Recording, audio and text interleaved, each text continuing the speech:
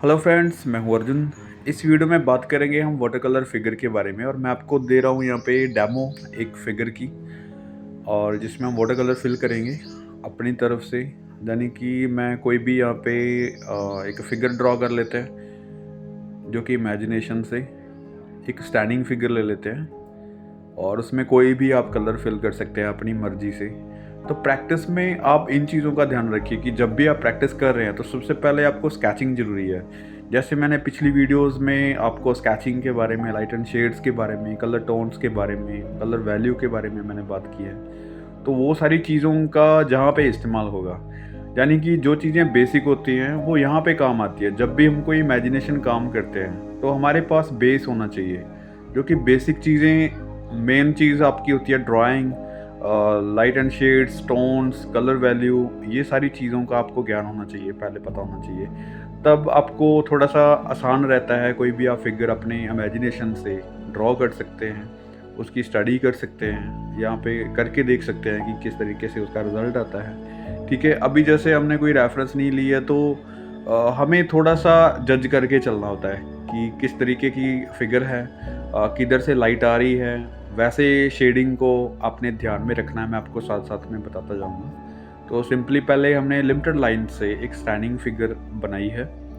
Limited line मैंने इसलिए लगाई है क्योंकि जो कलर करेंगे हम उसमें इसका इफेक्ट नहीं आएगा। यानी कि आपको बहुत ज़्यादा डार्क या फिर शेडिंग देने की ज़रूरत नहीं होती जब भी आप पेंसिल से ड्रॉ करते हैं। तो एक अच्छी ड्राइंग के लिए आपको लाइट लाइंस यूज़ करनी है, लिमिटेड लाइंस यूज़ करनी है, और ड्राइंग आपकी परफेक्ट होनी चाहिए।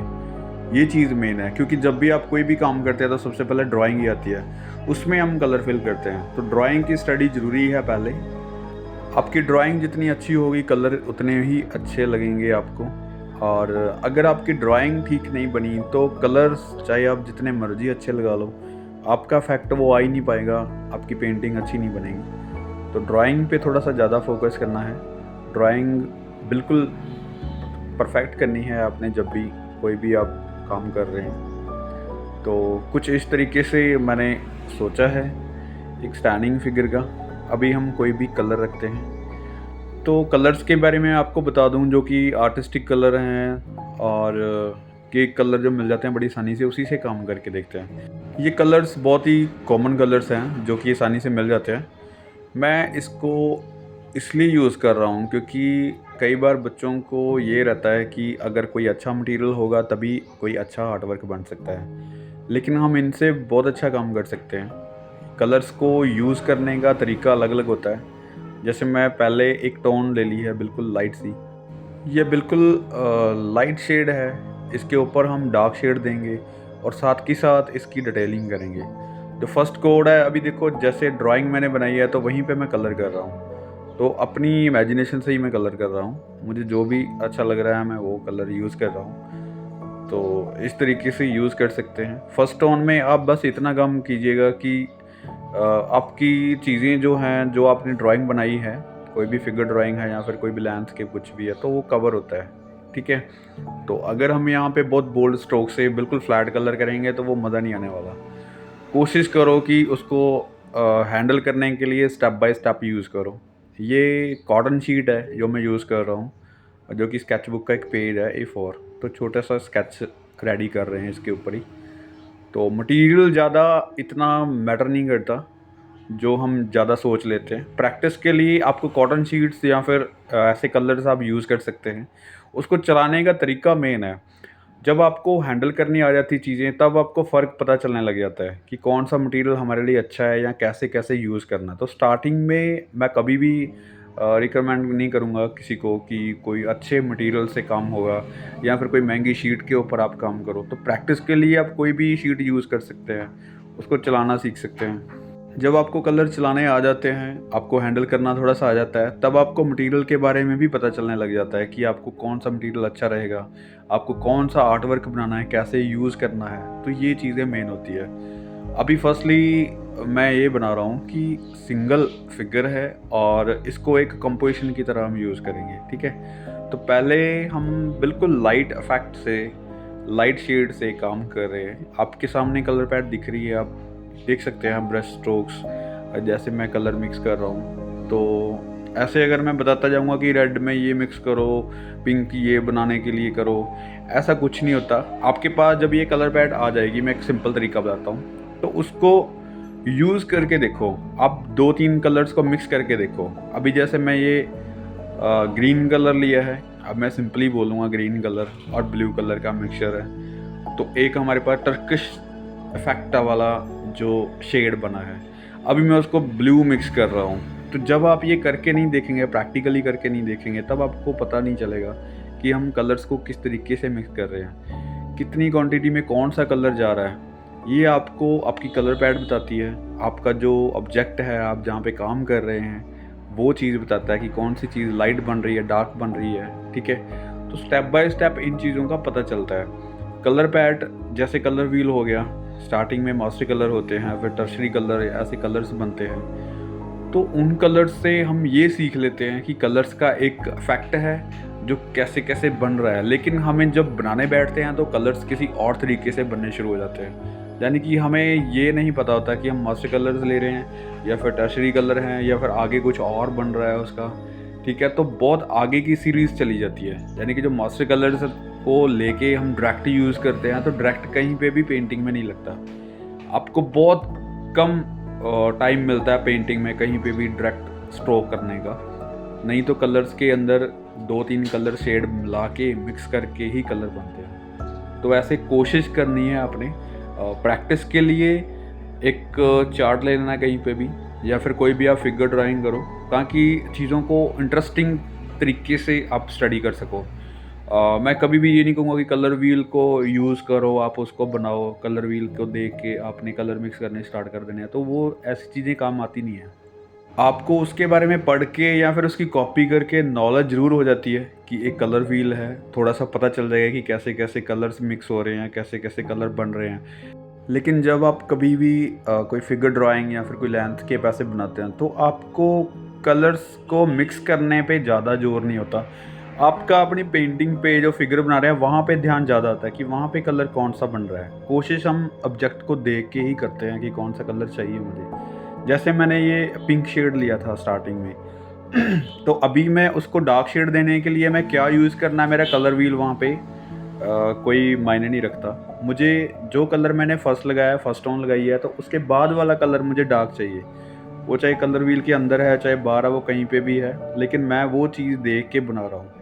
तो वो चीज़ कहीं न कहीं हमारी प्रैक्टिकल में बहुत कम आती है। वो एक नॉलेज है, आपको नॉलेज मिल जाती है वहाँ से थोड़ी-सी। लेकिन जब आपका प्रैक्टिकल होता है तो प्रैक्टिकल का एक्सपीरियंस ही कुछ अलग रहता है। तो ये स्टडी करने का एक तरीका है कि आपको कितने सारे कलर्स मिक्स करने पड़ रहे हैं, कितनी सारी स्टडी रहती है, क्योंकि हर एक स्ट्रोक आपका जब भी ब्रश चलता है, तो आपके स्ट्रोक काम करते हैं। वहाँ पे हर एक स्ट्रोक अलग शेड का ही लगता है। मतलब जब आपको लाइट एंड शेड्स का पता चल गया, कलर्स वैल्यू का पता होगा, तब आप इन चीज़ों को ध्यान में रखते हुए स्टडी करोगे। अब जैसे हम कलर स्टडी कर रहे हैं, लेकिन पहले फिगर ड्राइंग बनाई थी, फिगर ड्राइंग की आपको स्टडी है। अभी आपने जो लाइट एंड शेड्स देख रहे हैं वो आपको पता होगा, यहाँ पे कलर टोन आ जाती है बाद में। जैसे मैंने पहले लाइट से स्टार्ट किया है, तो धीरे धीरे उसको हम डार्क की तरफ भी जा रहे हैं और उसकी डिटेलिंग भी कर रहे हैं, कलर्स भी चेंज हो रहे हैं, आप देख सकते हैं। पिंक की शेड जैसे अगर हम डार्क करेंगे तो थोड़ा सा ब्लू मिक्स कर लेते हैं क्रिम्जन में, ठीक है, थोड़ा सा पर्पल शेड आ जाता है। तो मेरा एक तरीका है काम करने का, जब भी कोई कोशिश करनी है स्टडी की, तो कोई ना कोई ड्राइंग बना लेनी है आपने, फिगर ड्राइंग होगी या फिर कोई भी ऐसा ऑब्जेक्ट ले लेना, उसमें कलर फिल करके उसकी टोन्स को देख के स्टडी करनी है। वहाँ पे आपको अपने ऑब्जेक्ट को देख के एक तो ये चीज़ पता चलेगी कि आप कलर्स कर रहे हैं, कौन सा कलर वहाँ पे दिख रहा है वो बनाने की आप कोशिश करेंगे। दूसरा, किसी भी मटेरियल को हैंडल करने का तरीका आपको आ जाता है कि कंट्रोल करना उसके ऊपर तो कैसे होगा। जैसे मेरा वाटर कलर यहाँ पे फैल नहीं रहा, मैं ज़्यादा पानी नहीं लगा रहा हूँ, मैं बड़े आराम से, छोटा सा स्केच है, बड़े आराम से कर रहा हूँ, यानी कि मेरे हैंडल करने का एक अलग तरीका है ये। और इसी तरीके से आप अपनी स्टडी को थोड़ा सा इंटरेस्टिंग करने के लिए मैं चीज़ें कर रहा हूँ, क्योंकि दो चीज़ें होती हैं। एक तो आपने सिर्फ फ्लैट कर लिया या फिर कोई लैंडस्केप कर लिया, आपने कुछ ऐसी चीज़ें बना ली जो आपको पहले से आती भी हैं और थोड़ा सा उसको कोशिश कर रहे हैं कि दोबारा से उसमें मटेरियल फिल करें, कोई भी वाटर कलर या फिर कलर्स करना। मेन चीज़ आपकी जो होती है वो होती है ड्राइंग। आपको पहले कहीं से भी कैसे भी स्केचिंग अपनी अच्छी करनी है और लाइट एंड शेड उसमें करके देखना है कि किस तरीके से आपने शेडिंग की है। शेडिंग से आपको कलर्स वैल्यू का पता चलेगा कि आपके कलर्स लाइट कहाँ पे आएंगे, डार्क कहाँ पे आएंगे, गोलाई कैसे दिखेगी, या फिर किसी चौरस चीज़ को आप बना रहे हैं तो वो कैसे बनेगा, जैसे एंगल्स का हो गया। तो सारी चीज़ें एक बार स्केचिंग में आती है।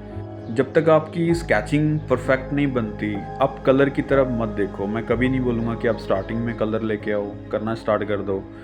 आपने ड्राइंग के ऊपर फोकस करना है, अच्छे से लाइट एंड शेड सीखनी है, टोन सीखनी है, उसके अंदर जो भी चीज़ें फिल करनी है हमने ब्लैक एंड वाइट ही काम करना है। ब्लैक एंड वाइट के अंदर आपने इतना कुछ सीख लेना है कि आपको किसी भी ऑब्जेक्ट के अंदर वाटर कलर करना है या फिर ऑयल करना है या फिर कोई भी मटेरियल आपने यूज़ करना है, तो वहाँ पे आपको देखने की ज़रूरत ना पड़े कि लाइट कहाँ पे करनी है, डार्क कहाँ पे करनी है। जैसे ये मैं फिगर बना रहा हूँ, तो मैंने अगर लाइट एंड शेड सीखी है या फिर स्केचिंग की है, तो वहाँ से रिज़ल्ट ये निकल के आया है कि मुझे कहीं से भी देखने की ज़रूरत नहीं पड़ रही है। मैं डार्क कहाँ पे कर रहा हूँ, लाइट कहाँ पे छोड़ रहा हूँ, ये मेरी स्केचिंग की इम्प्रूवमेंट से हुआ है। ठीक है, तो मैं आपको यही बोलूँगा कि स्टार्टिंग में किसी मटेरियल के बारे में सोचना नहीं है। आपने वाटर कलर या फिर ऑयल्स, ये कलर्स एक बार आप साइड पे रख दो। एक बार स्केचिंग पे इतना ध्यान दो कि आपको कलर्स करने बहुत आसान लगेंगे, आपको इमेजिनेशन करना बहुत आसान लगेगा। जैसे अभी कोई रेफरेंस नहीं है, कुछ भी हमने नहीं देखा, ये जो फिगर ड्राइंग बनाई है ये भी इमेजिनेशन से कलर कर रहे हैं, कलर शेड्स बना रहे हैं, टोन बन रहे हैं। तो ये सारी चीज़ें इमेजिनेशन से हम तभी कर पा रहे हैं क्योंकि हमें ब्लैक एंड वाइट का नॉलेज है थोड़ा, जितना हमने सीखा है, जितनी कोशिश की है, तो उसका रिज़ल्ट है ये। ठीक है, तो जब भी आप काम करो तो स्केचिंग को थोड़ा सा इंटरेस्टिंग रखो, कुछ ऐसे ऑब्जेक्ट रखो जैसे आपका मन लगे काम करने के लिए, कोई कैरेक्टर्स ऐसे रखो जिसको बनाने के लिए आपका अच्छा मन बना रहे। ठीक है, मटेरियल मैं इसलिए ये यूज़ कर रहा हूँ ताकि आपकी स्टडी में बहुत ज़्यादा बड़ा काम नहीं होना चाहिए। स्टार्टिंग में आप छोटे छोटे स्केचेस बना के सीखो, पहले उनकी क्वांटिटी बढ़ाओ। आप कितनी क्वांटिटी में काम करते हैं, डेली के 10 12 15 स्केचेस करने हैं या फिर वाटर कलर फिगर्स बनानी है तो कितनी बना सकते हैं आप स्टिल। तो इन चीज़ों को आपने धीरे धीरे ऑब्ज़र्व करना है, आपने कर कर के देखना है प्रैक्टिकली। ज़्यादा बड़ी चीज़ बनाने पे या फिर एक चीज़ बनाते हैं हम तो बहुत दिन बाद उसको फिनिश करते हैं, तो वो भी एक अलग तरीके की स्टडी है। तो वो आपके नॉलेज बहुत आ जाती है लेकिन उसमें इम्प्रूवमेंट नहीं हो पाती। स्टार्टिंग जो करनी है वो आपकी क्वांटिटी पे करनी है ज़्यादा फोकस, ताकि आपकी जो क्वांटिटी रहती है उसके अंदर से वो चीज़ निकल के आती है फिर बाद में क्वालिटी। तो क्वांटिटी में आप बड़ी फिगर्स नहीं, ऐसे छोटे छोटे स्केचेस बना सकते हैं देख के कहीं से भी, उसको ड्रॉ कर सकते हैं, फिर उसमें धीरे धीरे कलर्स कर सकते हैं। ये छोटे छोटे ब्रश में यूज़ कर रहा हूँ, इसमें डिटेलिंग करना बड़ी इंटरेस्टिंग चीज़ बन जाती है बाद में। अभी मुझे ज़्यादा इसमें डिटेलिंग नहीं कर रहा हूँ लेकिन फिर भी मन कर रहा है कि जितना भी ये चेहरा बना है छोटा सा या फिर जो भी हमने चीज़ें बनाई है तो उसको और ज़्यादा डिटेलिंग कर सकते हैं। वाटर कलर करने का तरीका ये नहीं होता, एक चीज़ मैं आपको और क्लियर कर देता हूँ कि पानी ज़्यादा डालना है, उसका फ्लो होना चाहिए या फिर उसमें ज़्यादा डिटेलिंग नहीं हो सकती। आपने वाटर कलर बहुत आर्टिस्टों को देखे होंगे, उन्होंने बहुत एंड तक वर्क किया है, यानी कि डिटेलिंग की एक हद तक काम किया है। मटेरियल चाहे कोई भी हो, मटेरियल को यूज़ करने का तरीका अपना अलग अलग हो सकता है। ठीक है, उसका इफेक्ट देना अलग अलग हो सकता है।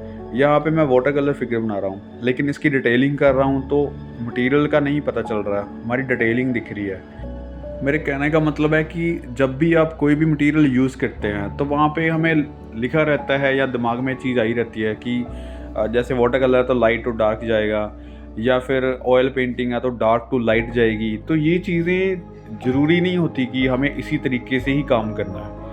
आप जब मटेरियल यूज़ करना सीख जाते हैं, आपको नॉलेज आ जाती है मटेरियल के बारे में, तब आपको पता चलता है कि मिडल टोन से डार्क की तरफ जाना है या फिर लाइट की तरफ जाना है या फिर किस तरीके से हैंडल करना है। आपको खुद का खुद वो चीज़ें नॉलेज में आती है फिर बाद में कि किस मटेरियल को किस तरीके से हम बना सकते हैं। अगर मैं वाटर कलर का बताऊं अभी, तो सबसे पहले वो बैकग्राउंड करना, फिर उसके बाद ऑब्जेक्ट के ऊपर देना, मतलब तो अभी हम थोड़ा सा उल्टा जा रहे हैं। पहले हम फिगर बना रहे हैं, बाद में हम वाटर कलर से वही बैकग्राउंड बनाएंगे। तो ये चीज़ें अलग अलग रहती हैं अपनी नॉलेज के मुताबिक। हम किस चीज़ को किस तरीके से बना रहे हैं, किस चीज़ को किस तरीके से हैंडल कर सकते हैं, वो अपने ऊपर रहता है, अपनी स्टडी के ऊपर रहता है। हमें कभी भी आप सोचोगे कि किसी का लैंडस्केप देखा है या फिर कोई काम कर रहा है, कोई बड़े आर्टिस्ट वर्क बना रहे हैं, तो वो किस तरीके से पहले बैकग्राउंड लगाते हैं, फिर पानी देते रहते हैं, पूरी शीट को गीला कर लेते हैं, मतलब बड़े टेक्निक्स आते हैं। लेकिन जब आप मटेरियल यूज़ करेंगे ना, तब अपने आप पता चलेगा कि हमें किस तरीके से काम करना है, किस चीज़ की ज़रूरत है। डिटेलिंग अगर हमें करनी है तो हमें ज़्यादा पानी नहीं डाल सकते, हम शीट को ज़्यादा गीला नहीं कर सकते क्योंकि वो फैलती है। हमें डिटेलिंग वाला काम करना है तो बहुत ड्राई इफ़ेक्ट देना पड़ सकता है, ठीक है। हमें किसी भी चीज़ को अगर स्टेबल रखना है तो हमें थिक कलर लगा सकते हैं वहाँ पे। जहाँ पे हमें ब्लर इफ़ेक्ट देना तो ज़्यादा पानी डाल के उसमें वाटर फेंक के, कलर फेंक के वो चीज़ का इफ़ेक्ट दे सकते हैं। मतलब कितना कुछ है, मैं आपको यहाँ पे बता रहा हूँ, लेकिन कर नहीं रहे हम वो चीज़। लेकिन ये चीज़ है कि मटेरियल जब तक यूज़ नहीं करते तब तक हमें नहीं पता चलता कि उसको किस तरीके से हैंडल करना है। और जो आपका ऑब्जेक्ट है, जैसे मैं फिगर ड्राइंग बनाई है छोटी सी, तो फिगर ड्राइंग को हम जिस तरीके से हैंडल कर रहे हैं वो ये टेक्निक ही रहती है कि हमें स्ट्रोक्स छोटे रखने हैं, कलर्स में ज़्यादा पानी नहीं डालते, हम ड्राई ब्रश रखते हैं, उससे डिटेलिंग कर सकते हैं, कितना कुछ बना सकते हैं उसमें। तो ये चीज़ें रहती है। अभी बैकग्राउंड में जैसे बिल्कुल वाइट है तो हम इसको डल कर लेते हैं, कंपोजिशन की तरह यूज़ कर लेते हैं। कोई भी कलर लगा दो पीछे, बैकग्राउंड में ऐसे स्ट्रोक्स लगा सकते हैं, थोड़ा सा बोल्ड रखते हैं और बिल्कुल लाइट सा इफेक्ट देते हैं। ये ऑरेंज इफेक्ट ले लिया, शायद इसको शूट करेगा कलर्स। तो आपको ज़्यादा सोचने की ज़रूरत नहीं है, मतलब जब भी आप स्टडी करते हैं अपनी इमेजिनेशन से, तो कुछ भी आप करके देखो, आपका इफेक्ट क्या आएगा, आपकी फिगर कैसे बन रही है, आपका वर्क कैसे बन रहा है, ये आपको अपने आप पता चल जाता है, ठीक है। तो ये मैं जो कर रहा हूँ ये स्टडी है एक अपने तरीके से। ये छोटी सी स्केचबुक पे मैं यही सोचा हूँ कि काफ़ी सारे स्केचेस बनाएंगे क्वांटिटी में, अलग अलग एक्शन फिगर्स बनाएंगे। तो अभी मैंने 2 ही बनाए हैं, एक पहले बनाया, ये सेकंड है। तो ये डिटेलिंग वाला वर्क इसलिए ले रहा हूँ मैं कि कोशिश कर रहे हैं हम फ्लैट फिगर्स, मैंने बहुत देखी हैं फ्लैट फिगर्स हमें मिल जाती हैं, लेकिन किसी चीज़ को डिटेलिंग तक जाना हमें मुश्किल लगता है कि हम वाटर कलर में कितनी डिटेलिंग कर सकते हैं। तो मैं एक अलग टेक्निक से काम कर रहा हूँ यहाँ पे, तो किस तरीके से हम उसको फाइनल कर सकते हैं। तो ये छोटी सी डेमो है जो मैंने आपके साथ शेयर की है। ऐसे काफ़ी सारे स्केचेस हम करेंगे, काफ़ी सारी डेमोज रखेंगे, लेकिन ये चीज़ें प्रैक्टिस के ऊपर है कि आप प्रैक्टिस कितना करते हैं, आप कितना उन चीज़ों को जानते हैं, लाइट एंड शेड क्या है, तभी आप इमेजिनेशन कर पाएंगे। अभी देखो ज़्यादा सोच नहीं रहे हम, लेकिन बैकग्राउंड में ऐसे स्ट्रोक्स दे सकते हैं। तो ऐसे स्ट्रोक्स अभी ठीक लग रहे हैं, अच्छे लग रहे हैं। आई थिंक ये फाइनल हो चुका है। तो उम्मीद करता हूँ आपको इस डेमो से काफ़ी चीज़ें क्लियर हुई होंगी। जो भी मेरे एक्सपीरियंस है मैं आपसे शेयर करता हूँ कि किस तरीके से काम कर सकते हैं, कैसे हम सोच के काम करना है, क्या माइंड होता है काम करने में, क्या क्या चीज़ें ध्यान में रखनी है, ये चीज़ें मैं आपसे शेयर करता हूँ। Thank you so much for watching this video.